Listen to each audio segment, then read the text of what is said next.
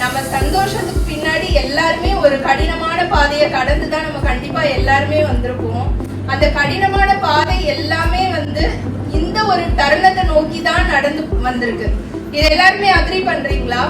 என்ன கஷ்டம் வந்தாலும் அது எல்லாமே இறைவனோட நாட்டம் இல்லாம அதுலயும் ஒரு ரீசன் இருக்கும். கால்ல முள்ளு குத்துதுன்னா அதுலயும் ஒரு ரீசன் இருக்கும். அதனாலதான் நம்மளுக்கு முள்ளில்லாத இடத்துல நடந்து போகணுங்கிற ஒரு கான்செப்டே நம்ம மைண்டுக்கு வரும் இல்லையா?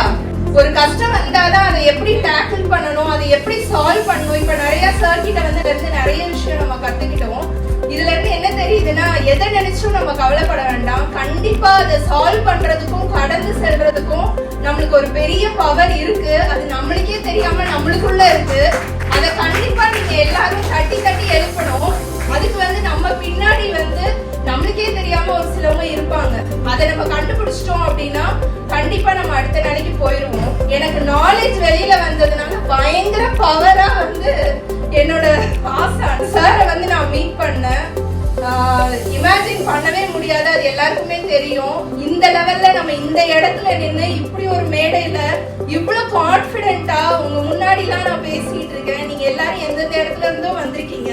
ஆனா உங்க எல்லாருக்குமே என்னோட ஃபேஸ் தெரியுது அப்படின்னா அது சாரால தான்.